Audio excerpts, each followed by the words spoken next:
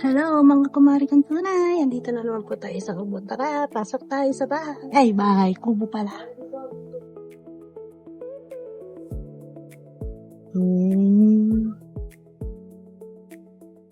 Tara, pasok!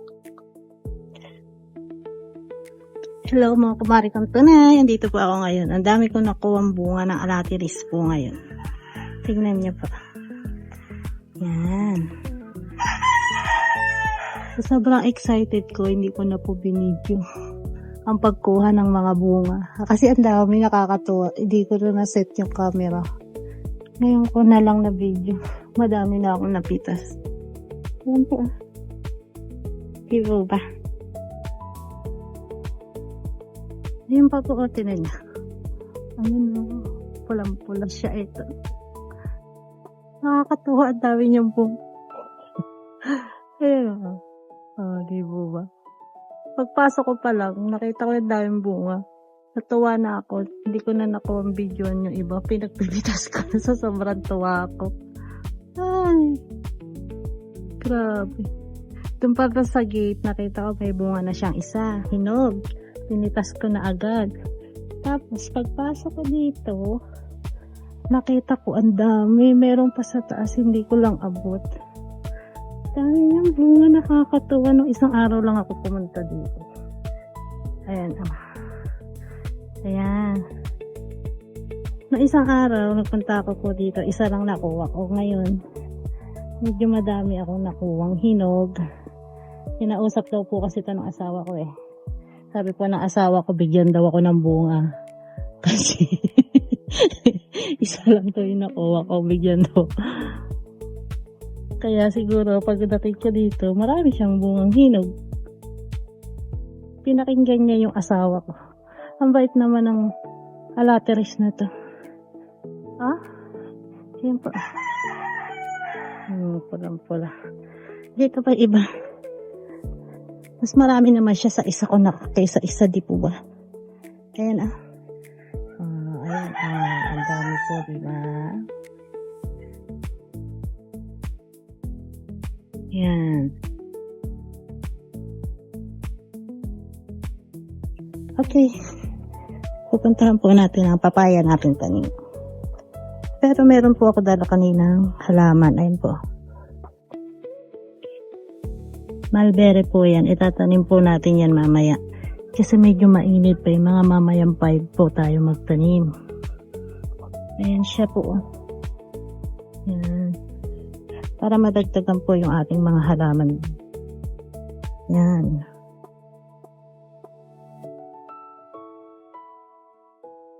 Oh, meron din pala dito. Alateris po, ayan. Nagkalat na yung alateris dito. Dami niya ng puno. Dami pa rin kuligli kahit hapon. Sobrang init po eh. Bali, 3:30 na po ngayong hapon. Ito po. Ito na po yung ating tinanim na papaya. Ayan o, maganda na po yung tayo niya. Hindi po siya nagsilang. Di ba ba? Ayan o. Ang cute niya. Kapalakahin na po natin. Yung isa ay andito sa sulok. Ito po. Ayan. Ang galing na. Tayo-tayo na po siya. Hindi po siya nagtampo. Kasi pag nagtatanim kami ng iba dito, one day, o pagkatanim pa lang nalalanta siya kinabukasan. Pero sila, ayan o. Ang ganda. Ito po hindi ko alam kung ano ito eh. Hindi namin alam kung malunggay. Ito pala yung gumamela ko. Ito pala ang gumamela ko. Yung isa ko po tinuro nung isang vlog, hindi ito pala gumamela yun. Ito pala sila gumamela. Bali, ano ba yun? Bago na naman yung ating legumi. Nalipat na naman ang pwesto. Ayan po yung mga sisigaan mamaya. Or bukas, medyo basa pa tayong down. Ito po. Ang una kong vlog. Ito akala ko gumamela. Ito pala yung mulberry din. Sobrang taas naman niya. Ayan. Ang ingay po ng kuliglig kahit na hapon na. O alas 3:30 pa lang po. Ganun.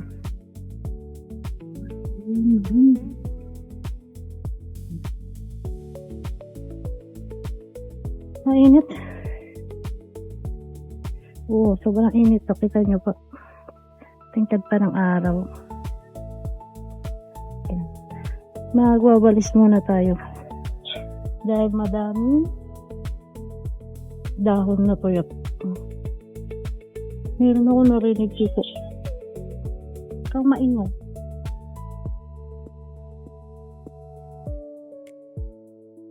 Yan po oh, maingay yung anak ko po. Tinatawag ako sa CCTV. Mabaliw.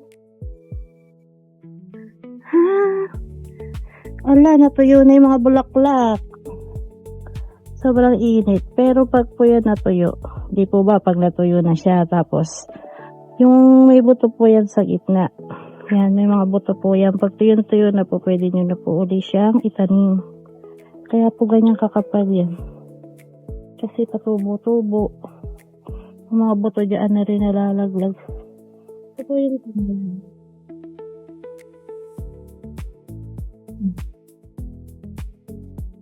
pwede na tinolang manok. May tanlad.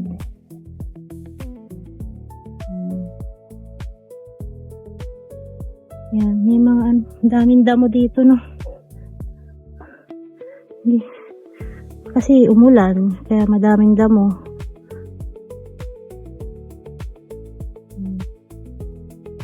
Bala ko po sana varnish ng kubo. Wala naman pala akong brush. Kaya sa susunod na lang po ako magbabarnish ng kubo. Kasi dahil sobra ulan-ulan, medyo nagbukbok siya. May mga bukbok, tapos namumutik. Medyo madilim sa loob. Mamaya akat din tayo dyan para magwalis ulit.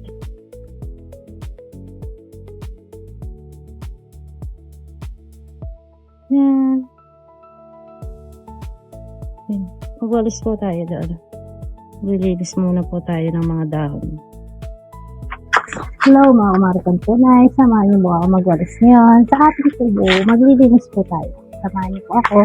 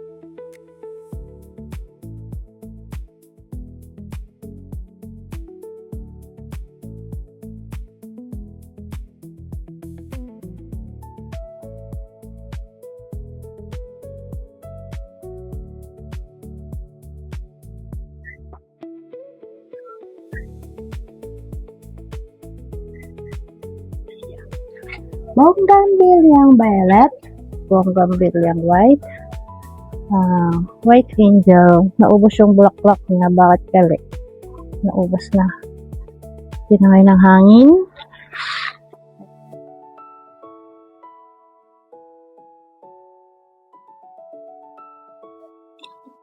Dami po pa natin gagawin din sa tubo. Medyo wala pa tayong budget. Ay, babagsak. Sorry.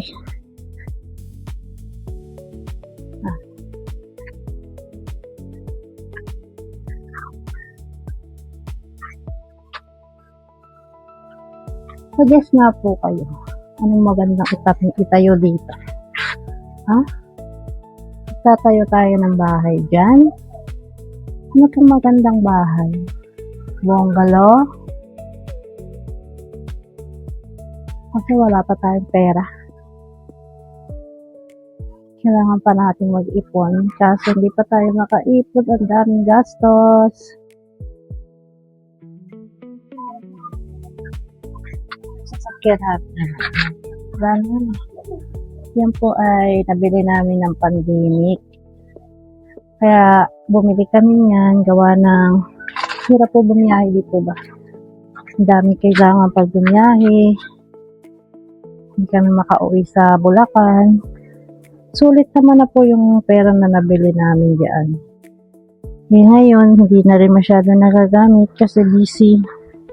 Walang time. Yan o, ang dami niya nang gagawin. Maintenance, gulong, paparehistro, tapos, magkano din parehistro. Late na nga siya eh. Siguro mag 2 years na siya 2 years na siya na hindi na rehistro. Nakatambak na lang. Gusto nyo, bilhin nyo na lang. Charis. Pero matagal na po yung sasakyan na yan. Pero maganda po yung makina niya. Hindi siya masyadong ganun, sirain.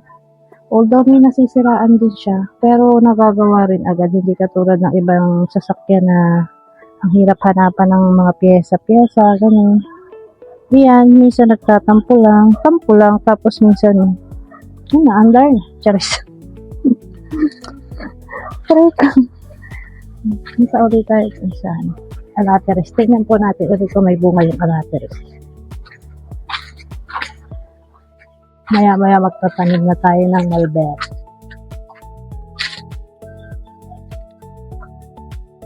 Wala na ako makita. Hinog, naubos ko na yata. Pero, ito natin yung iba dito. Ito po, ano po ba to?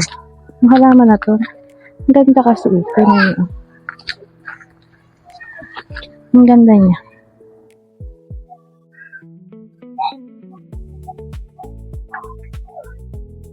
Sigaw lang siya, tapos parang, ito, may ganito siya. Ganito. Ito makita. Pero, ano pong halaman yan? Sa inyong palagay, halaman, naligaw. Ito, tinanim ko lang po yung sanga. Medyo tumubo na sa ayong IDR po, masantan.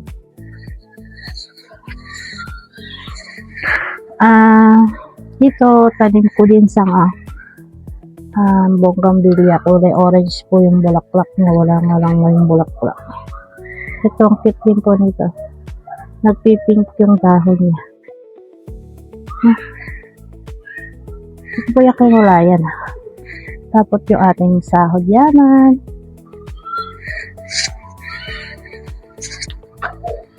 Ito, lagi nalalanta. Bakit ka di?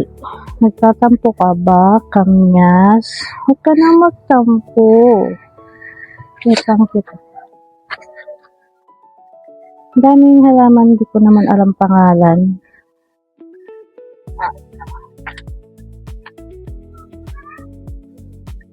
Yung mangga. Ayun po yung space dito. Ang lawak. Nabili na po yan. Ang ganda na. Luwag. Ang ganda doon sa kabilang karsada.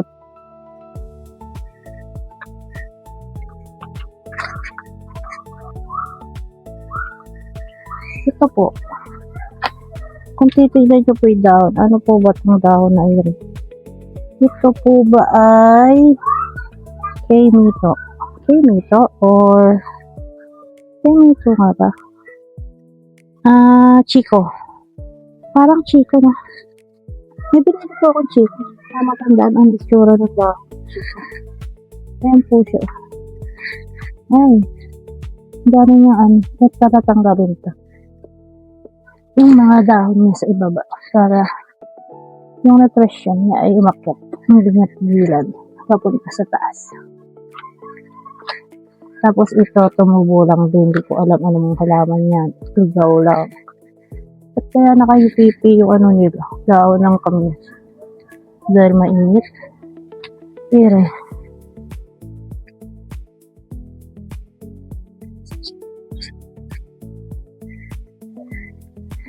Wala po kasi tayong iba pang ma-vlog dito sa kubo.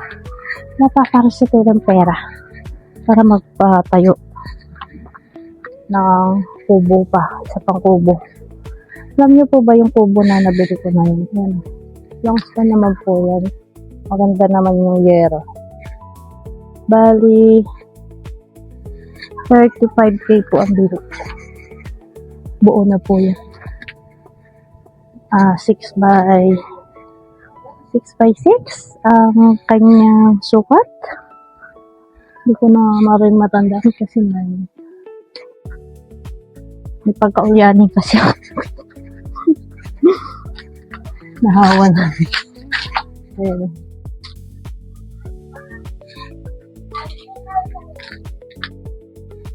Sa next po na dalaw natin dito ay pipinto. Ay, tawag doon.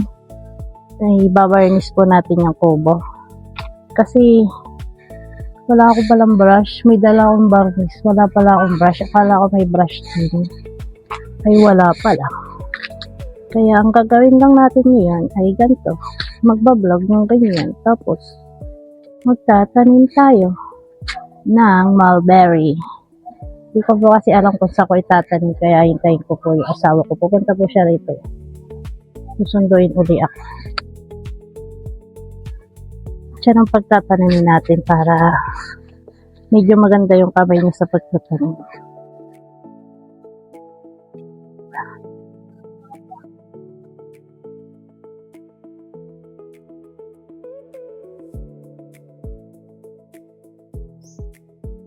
Madaming bunga.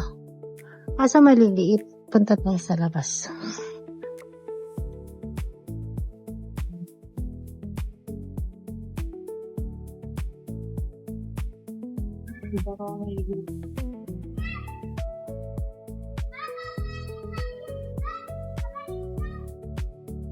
Wala na, hinog.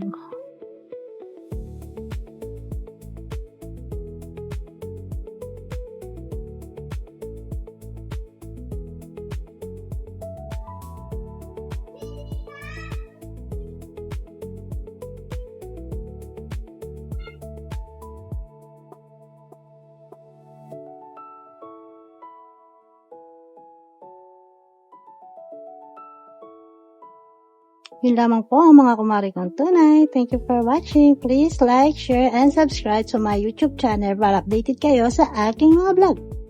Yun lamang po. God bless. Bye-bye.